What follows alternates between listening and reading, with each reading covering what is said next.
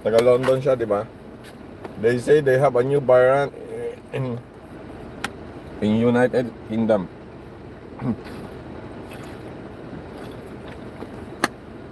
Which they required another booster, fourth booster ng virus, antivirus vaccine. Oh, guys, maawa naman kayo sa amin. Huwag nyo naman kaming gawing guinea pig.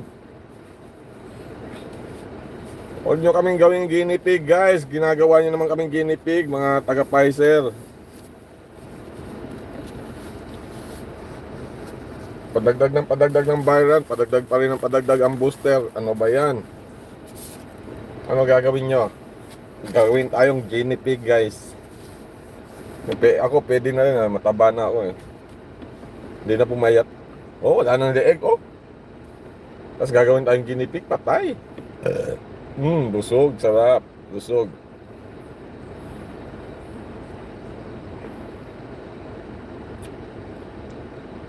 Mega daw shout out everyone. Thank you for kami. Maraming salamat po sa pagpasok. So yun na nga guys, ang bagong variant ng COVID-19. So yun na nga guys, mega loud shout out po. Mega loud shout out guys, welcome to my live LS. This is your host, Chef Engineer Coles, at ang inyong DJ Karong Adlawa. Bahala nagawa mo kasabot, wala mo nanood.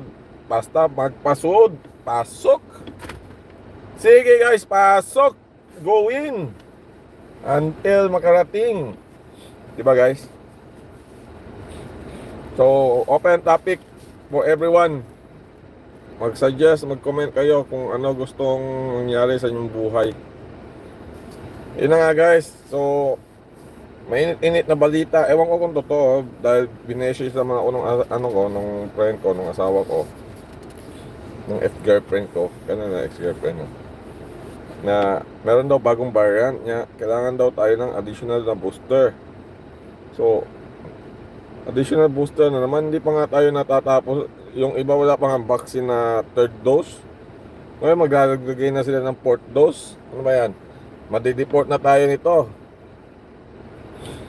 Grabe naman kayo mga taga Pfizer. Nakita ko yung Pfizer eh. Hindi ko na alam, hindi na natin malaman kung gawa-gawa lang ba yan o hindi eh. Habang dumadami yung variant, dumadami din yung tusok sa iyo. Nagiging guinea pig na tayo ngayon eh. Huwag naman sana ganyan.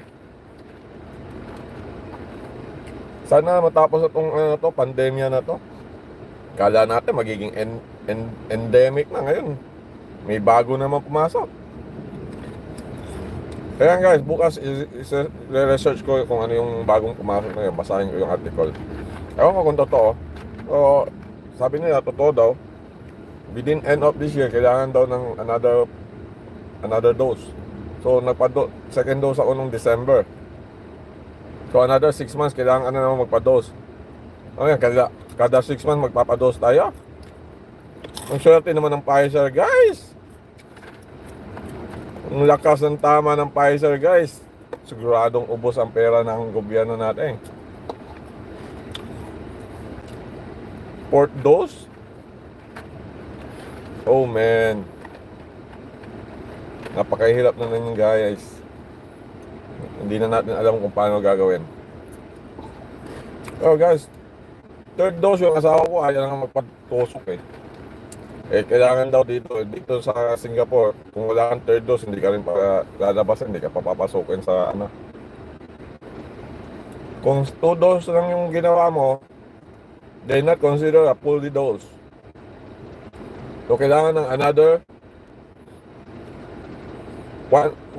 third dose para maging fully dose ka. Vaccinated, fully vaccinated. Ngayon maglalagay ka na ng fourth dose. Third dose hindi ka fully vaccinated, kailangan ng fourth dose. Alamak. Ay, yoyo. Nagkwartaan na ron. Mag-unsa naman atong gobyerno ron, guys.